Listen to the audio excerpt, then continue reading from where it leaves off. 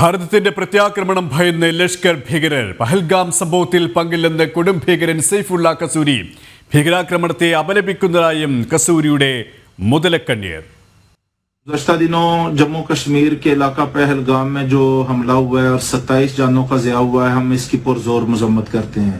इस हमले की आड़ में हिंदुस्तान के मीडिया ने मुझे मोर्द इल्ज़ाम ठहराया, फौरी तौर पर पाकिस्तान पर इल्ज़ाम तराशी की है और गुज़श्ता 24 घंटे हिंदुस्तान का मीडिया इल्ज़ाम तराशियों पर उतरा हुआ है, तो ये भी नहायत अफसोसनाक वाक़या है। और अब हिंदुस्तान ने सिंतास माहदे को भी मुस्तरद कर दिया है और मुअत्तल कर दिया है और पाकिस्तान के वो पानियों को रोकना चाहता है और पाकिस्तान की ज़राअत को, पाकिस्तान की सनत को वो तबाह करना चाहता है। वो एक जंगी दुश्मन है।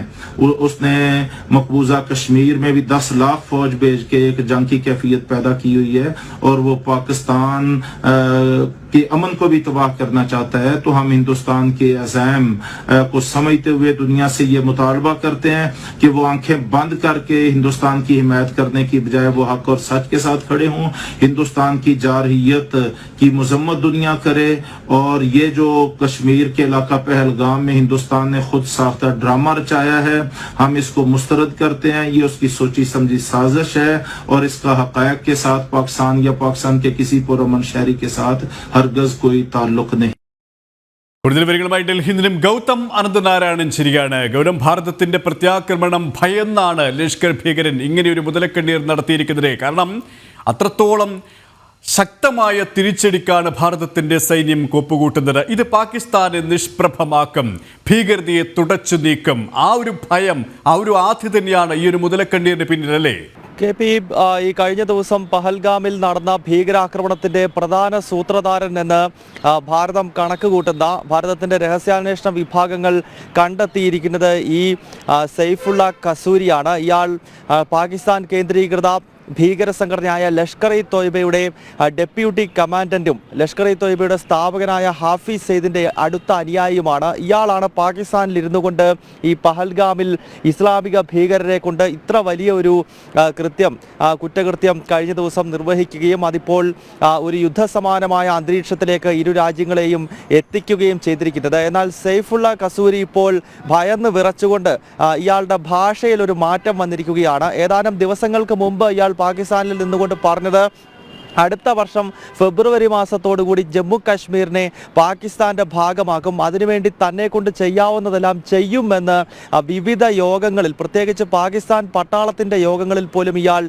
വെല്ലുവിളിച്ചതാണ്. എന്നാൽ ഇപ്പോൾ കസൂരി പറയുന്നത് ഈ പഹൽഗാമിൽ നടന്ന സംഭവത്തെപ്പറ്റി തനിക്ക് ഒരു അറിവുമില്ല. മാത്രമല്ല, ഇന്ത്യയിലെ മീഡിയയും അതോടൊപ്പം തന്നെ ഇന്ത്യയും ഇപ്പോൾ താനാണ് ഇതിന് പിന്നിലെന്ന് വ്യാപകമായി പ്രചരിപ്പിക്കുന്നു. ഇതിന് ലോകരാജ്യങ്ങളുടെ ഒരു തരത്തിലുമുള്ള പിന്തുണ ഉണ്ടാകരുത്, താൻ നിരപരാധിയാണ് എന്നൊക്കെയുള്ള ഒരു മുതലക്കണ്ണീരിൻ്റെ ഭാഷയിലേക്ക് ഈ ഭീകരവാദി എത്തിയിരിക്കുകയാണ്. എന്തായാലും തൻ്റെ സമയം എണ്ണപ്പെട്ട് കഴിഞ്ഞിരിക്കുന്നുവെന്ന് ലഷ്കർ ഇ തോയ്ബയുടെ ഡെപ്യൂട്ടി കമാൻഡറും അതുപോലെ തന്നെ കൊടും ഭീകരനുമൊക്കെയായ സൈഫുള്ള കസൂരി സ്വയം തിരിച്ചറിയുകയാണോ എന്നതാണ് ഇപ്പോൾ ഇയാളുടെ വാക്കുകൾ വായിച്ചെടുക്കുമ്പോൾ നമുക്ക് മനസ്സിലാക്കേണ്ടത്. കാരണം ഭാരതത്തെ സംബന്ധിച്ചിടത്തോളം കനത്ത പ്രത്യാക്രമണം ഈ പഹൽഗാം സംഭവത്തിന് എതിരെ ഉണ്ടാകുമെന്ന കാര്യത്തിൽ യാതൊരു സംശയവുമില്ല. ഇന്നിപ്പോൾ ബീഹാറിൽ പൊതുപരിപാടിയിൽ സംസാരിക്കുന്ന ഘട്ടത്തിൽ ഭാരതത്തിന്റെ പ്രധാനമന്ത്രി നരേന്ദ്രമോദി പറഞ്ഞത് ഭാരതം നൽകാൻ പോകുന്ന തിരിച്ചടിയിൽ പാകിസ്ഥാനിലെ ഭീകര കേന്ദ്രങ്ങൾ പ്രകമ്പനം കൊള്ളും എന്നൊരു കൃത്യമായ മുന്നറിയിപ്പ് പ്രധാനമന്ത്രി നൽകിയിരിക്കുകയാണ്.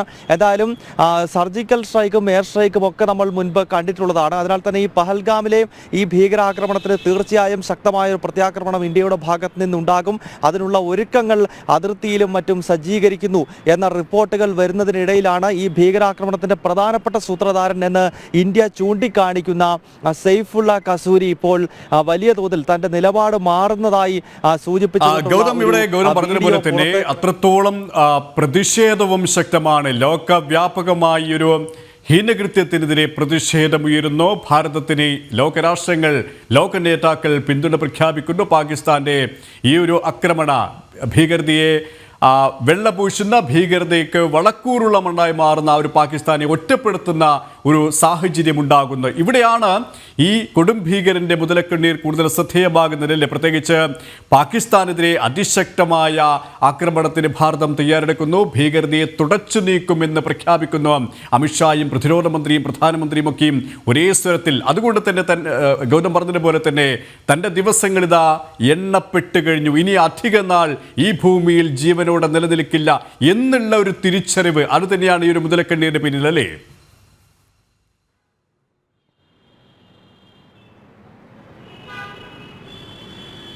KP, പാകിസ്ഥാനെ സംബന്ധിച്ചിടത്തോളം ഇനിയും വരും ദിവസങ്ങളിൽ അവർ വലിയ തോതിലുള്ള തിരിച്ചടി നയതന്ത്രപരമായി ഇതിനകം തന്നെ ഭാരതം കടുത്ത നിലപാടുകൾ സ്വീകരിച്ചു കഴിഞ്ഞിരിക്കുന്നു. ഏറ്റവും ഒടുവിൽ പാകിസ്ഥാൻ പൗരന്മാരോട് എത്രയും വേഗം ഇന്ത്യ വിടണം, വിസ ഉൾപ്പെടെ റദ്ദാക്കും എന്ന കാര്യം വിദേശകാര്യ മന്ത്രാലയം ഇപ്പോൾ അറിയിച്ചിരിക്കുകയാണ്. വരുന്ന ഞായറാഴ്ചയ്ക്കകം പാകിസ്ഥാൻ പൗരന്മാർക്കുള്ള വിസ റദ്ദാക്കിക്കൊണ്ട് അവരിവിടെ നിന്ന് പോകേണ്ടി വരും, അല്ലെങ്കിൽ ജയിലിലിടുന്ന രീതിയിലേക്ക് കാര്യങ്ങൾ പോകും.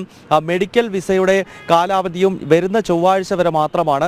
അതിനാൽ അത്രത്തോളം കടുത്ത നിലപാടിലേക്ക് ഭാരതം നീങ്ങിക്കഴിഞ്ഞിരിക്കുന്നു. ഇന്നലെ നമുക്കറിയാം, ഇന്നലെ വൈകുന്നേരം ഡൽഹിയിൽ നടന്ന കേന്ദ്ര മന്ത്രിസഭയുടെ സുരക്ഷാകാര്യ സമിതി യോഗത്തിലാണ് സിന്ധു നദീജല കരാർ ഉൾപ്പെടെ മരവിപ്പിക്കാനും വാഗ അതിർത്തി അടയ്ക്കാനും അവിടെ വർഷങ്ങളായി വൈകുന്നേരം നടന്നു വരുന്ന ബീറ്റിംഗ് റീട്രീറ്റ് ഒഴിവാക്കാനും അതോടൊപ്പം തന്നെ ഡൽഹിയിലെ പാകിസ്ഥാൻ ഹൈക്കമ്മീഷനിലെ കര വ്യോമ നാവിക സേനകളുടെ ഉപദേശകരുടെ അംഗീകാരം റദ്ദാക്കുക തുടങ്ങിയ വളരെ നിർണായകമായ തീരുമാനങ്ങൾ കേന്ദ്ര സർക്കാർ കൈക്കൊണ്ടത് ഇന്നലെ വൈകുന്നേരമാണ്. അതിനുശേഷം ഇന്ന് വൈകുന്നേരമാകുമ്പോഴേക്കും നയതന്ത്ര തലത്തിലുള്ള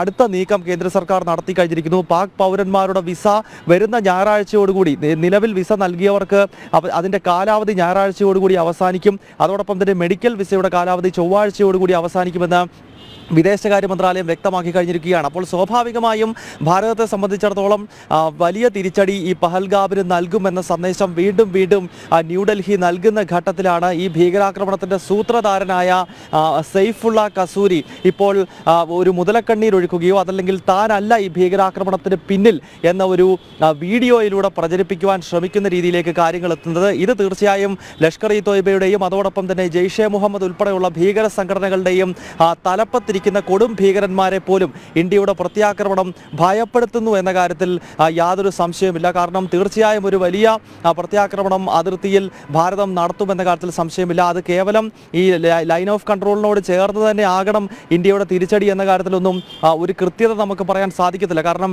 2019 പുൽവാമയ്ക്ക് തിരിച്ചടി എന്ന നിലയിൽ 2019 ഫെബ്രുവരി 26 ഭാരതം എയർ സ്ട്രൈക്ക് നടത്തിയത് അത് അതിർത്തിയിൽ നിന്നൊക്കെ കിലോമീറ്ററുകൾക്കപ്പുറത്ത് ബാലാക്കോട്ട് എന്ന ഖൈബർ പക്തൂൺ പ്രവിശ്യയിലെ ഒരു നഗരത്തിലായിരുന്നു. അതിനാൽ തന്നെ ഏത് സ്ഥലത്തും ഭാരതത്തിൻ്റെ ഭാഗത്ത് നിന്നും ഒരു എയർ സ്ട്രൈക്കോ സർജിക്കൽ സ്ട്രൈക്കോ അതല്ലെങ്കിൽ നാവിക മാർഗമുള്ള ഒരു തിരിച്ചടിയോ പാകിസ്ഥാനും അവിടുത്തെ ഭീകരരും പ്രതീക്ഷിക്കുന്നുണ്ട്.